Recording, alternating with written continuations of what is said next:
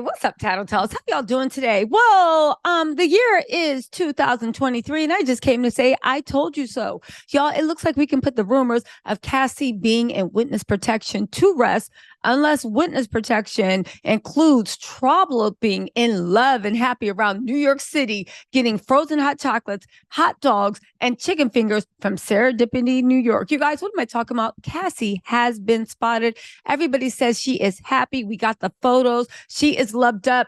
That witness protection mess was all cap. We're going to get into that. We're also going to talk about that NDA and the book she's supposedly writing. People are saying that is not happening because she signed the NDA. And baby, she doesn't need to write anything because what else could she say? She wrote everything she wanted us to know in that unprecedented 35-page legal document. But you know what? Since it's Sunday, I just wanted to bring you guys something I thought was a little funny. Y'all, we've been trying to figure out how Diddy's downfall came. There's been a lot of rumors about what's going on. So I decided to throw in my 2 cents. Y'all, it might have been a Haitian voodoo princess that took Diddy down. Y'all think I'm joking? Baby, I got some receipts, but I'm being serious, okay? Again, I think this was a funny story, and I wanted to share it. Share it with you guys. Oh, also, did y'all know that what's his name, Roger Bonds? You know, the guy that came out and said he was mad at Diddy because Diddy abandoned his son because he asked for money and Diddy wouldn't look out, but he given $3 million to colleges to try to act like a good guy. And then he was like, I seen it. I saw it. I got 4 girls. I'm talking about it. Then he backtracked and said, this is for my son. How dare you leave him? Then he said he was going live to expose because he knew other people. Then he went quiet. And I said, you either got paid off or, right? One or the other, right? And then he came back on live and tried to gaslight everyone, talking about y'all always trying to run with something. I ain't mean nothing. And I was like, sir, we didn't even know who you was yesterday. What you mean you, right? So then he did this weird backtrack where I was like, he was like, yes, Cassie and Diddy argued, but the same way you argue with your girl or guy. And I said, has somebody checked on Roger Bonds' wife? What you mean everybody argue like that? That sounds like a problem, right? Mark Curry is literally he's the guy that was on the song with Black Rob, like, we ain't going nowhere. We ain't going nowhere because we bad boy for life. We ain't, remember Mark Curry? Going nowhere, right? Okay, so Mark Curry's been out also talking about Diddy, talking about they was spiking champagne bottles. Mark Curry literally said he didn't know it was illegal to spike somebody's stuff until Bill Cosby happened. And then he realized, oh my God, that might be wrong. I said, sir. Then he also told a story about how Diddy, he loved to go after women that other guys had. And if he couldn't have them, he would start spitting on them and try to assault them. Yo, the 90s was crazy. But what's really crazy to me? It's amazing to me how many men are telling stories about things they saw Diddy do, things they saw Diddy said, right? Oh, with that girl, there was a girl Mark Curry was dating. And Diddy asked him, yo, why don't we trade? And he was like, give me her and I'll give you mine. And he was like, I can't give you anybody. But if I walk out the room and she likes you, then that's on you. What in the world? What's going on in the 90s? Y'all, listen.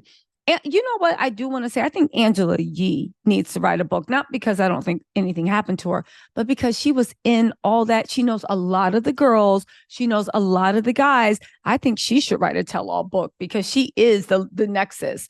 Anyway, right?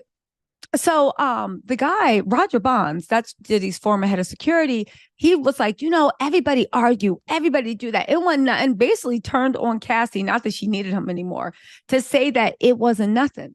Then he was like, y'all be running. I only did this to see if y'all would care. Yeah, that's what I said, right? And then I was like, yo, he either got paid off or he got friend, or maybe he got both. But the most interesting is Roger Bonds posted this video. I'm gonna show y'all on Instagram, basically showing him with moving boxes and saying that he was leaving Atlanta. Again, I'm confused. Are you running from Diddy? Or did you just get a payoff and you move it to Jamaica? I'm just saying, watch this video real quick. Let me know what y'all think. Okay. And then meet me after the jump because we got to talk about the Cassie sighting. Georgia. But the reason I moved back to Georgia was because I was doing the vodka, I was doing the spirits business. And Georgia is a huge market. But I'm no longer doing that. So there's no reason for me to stay here no more. So me and my box truck is taking my business back to where I was at before. So I'm packing up right now. And it's been great. It's been fun. But sometimes you gotta move locations in order to elevate your situation. Sometimes you gotta come out your situation and elevate yourself in other places around different people, around different environments, for different reasons, for different causes. And I think Atlanta, I think it's been enough. So now we on to the next journey, on to the next step. I wish y'all all the best, and I wish y'all all the love. Salute, the general. Oh, and also Diddy and what's going on with the way him trying to get a new identity and act like he brother love and all the other mess. Literally, he might have hexed himself. Let's get into this, right? Okay, so first of all, let's do Cassie, right? Cassie was actually spotted out in New York City, looking good, looking fine with her husband, Alex Fine. Okay, so where are the pictures? Oh, here we go. Cassie, listen, I think one of the reasons they said Cassie actually popped up is because she got tired of people saying that she was in witness protection, that she signed an NDA, that she's going to write a tell-all book. It's kind of like she gave us what we needed. We just need to run it for it now. So what she doesn't, she's ready to be excluded from the narrative. They said Cassie, her husband, because he ain't never been scared of Diddy. Even before we knew who he was sitting up there popping off Twitter fingers to Diddy. And again, y'all can say what y'all want, but he was doing more than every man that was in the music industry, besides 50 Cent, was doing with Diddy. They said they've been seen the first time together. They had a family day with their two daughters, Frankie and Sunny, at Serendipity 3 in New York City on Saturday. The family of four went out for a bite to eat to celebrate Frankie's birthday early. Again, why did y'all think she was in witness protection? Because nobody saw her parents. And I was like, you guys, she has been living her life. She's been dropping her kids off. Alex's business is still running. They don't got no reason to run. And honestly, for the money they got, they can hire the security that presidents have and still be okay. Anyway, Cassie wore a black tights and a Christmas sweater. How wholesome. As she and her family indulged in Thai peanut salad, chicken tenders, and loaded fries. Cassie even said hi to guests who recognized her and would often lean on Alex's shoulder during the meal. Ain't nothing better than when you got money and you're in love. Ain't nothing better in the world. In photos exclusively obtained by Page Six, the couple cozied up to one another as they smiled for the camera. They also posed at the table with their girls seated across from them. This is the first time that she has been seen out with her husband since she filed the... No, that's not true. The Daily Mail got exclusive photos of her the day after she settled.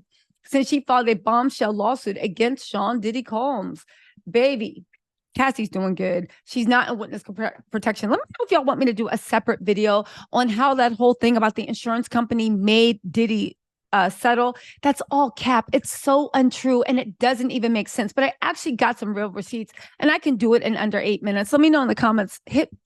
Just put 3, the number 3, in the comments and I'll post it. But also, one of the reasons it's saying that it's annoying Cassie so much is because this is part of Diddy's rehab. Some people ran with it because they're like, oh, this and that. But do you realize by saying that makes Diddy look more innocent.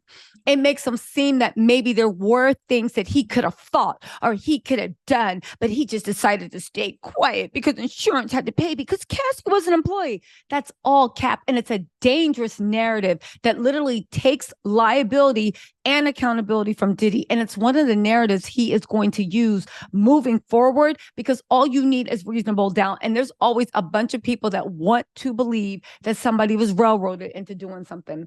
But you know what? Let's move on because this is what I want to talk about. And it's a little bit funny. But y'all know it's funny. I'll be ready for a whole bunch of videos today, right? It's going to be a heavy upload day. But I thought this was very, very funny. So remember how everybody said that Diddy was, seems to be like, why is this all happening? There's some powerful people trying to take him down. Like all this stuff, like, okay, right? But right, it might have been Diddy's own undoing. And again, this is just really funny. It's the tattoo theory. It's off of Twitter and it's more funny than serious. But I'm gonna give it to y'all, right? So the Lioness of Marketing on Twitter said the tattoo on Diddy's back is Azali Dantor. Forgive me, my Haitian Tattle Tells if I'm not pronouncing it correctly, but Azali Dantor. If you're Haitian or you practice the religion, you already know what's up. So you know me, I ain't Haitian and I don't practice the religion, but I was like, I want to know what's up. Teach me more, right? So in a nutshell, Azali completely, she fiercely protects women and children. Another person said she was right over his shoulder, peeping his messy shenanigans. I love this for him. Somebody said, yeah, I know. She's had her face turned up being around him. And it's also disrespectful to have her on his back. Capricorn put, oh, he's absolutely insane because she probably why he getting effed up so bad right now.